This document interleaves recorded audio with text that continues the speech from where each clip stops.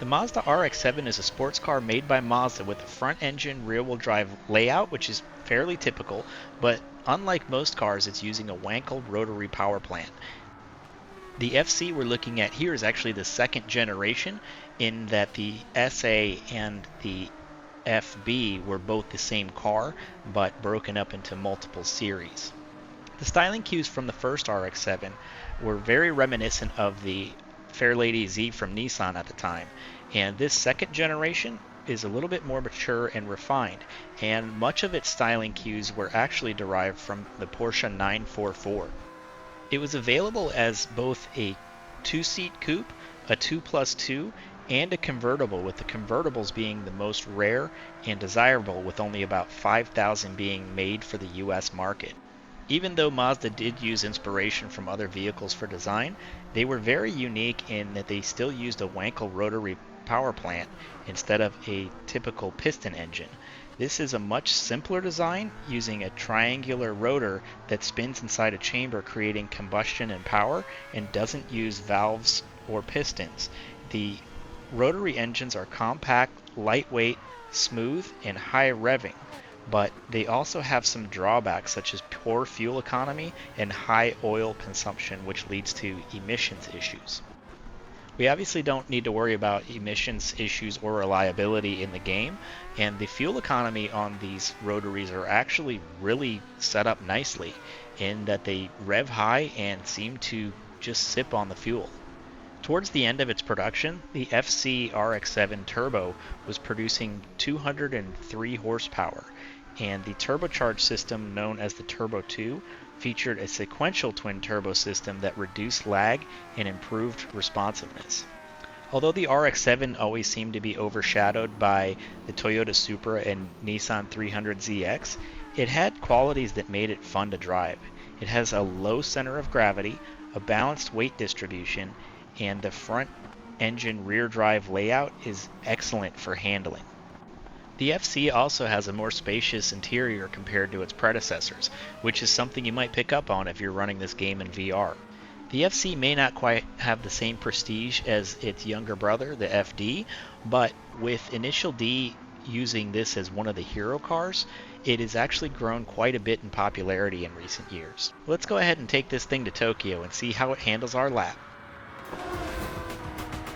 The FC RX-7 has grown in popularity quite a bit in the last couple years, partially because of Initial D. And rest assured, I did swap the spoiler back to the factory style after running this test in order to keep the original styling of the car, but I wanted to keep things equal when comparing the motors.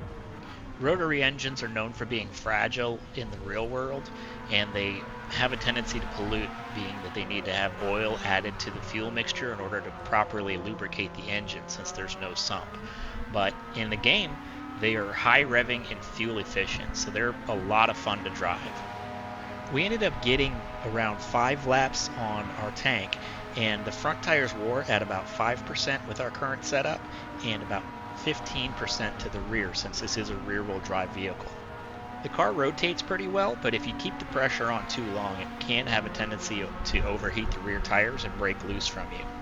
The horsepower on the stock setup with the modifications came up to 469 horsepower and 411 foot-pounds of torque, bringing the performance points to 713.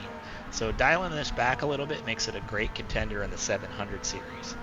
It also has a relatively lightweight setup, being at 2,260 pounds, and again, that's because of the simplicity of the rotary engine. The FC in Gran Turismo 7 is a necessary purchase to complete the extra missions, so it's worth buying, and it ends up in the used car inventory and on the rotating basis. It can also be won by getting all gold medals on Beyond the Horizon under the missions, but being that you do need one for the extra menus, and you can have a spare car set up with the engine swap, it's worth buying at least one. We ended up completing our lap at 2 minutes 1 second .429. That puts it just behind the 2020 Civic Type R and just in front of the Mercedes 190e Evo 2. Overall, that's a pretty impressive time for a car that you definitely need to put in your garage. But let's go ahead and see how it handles the engine swap.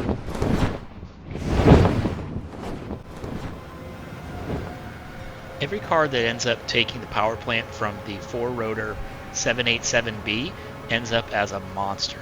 And these are great for high-level races up into the 800 category.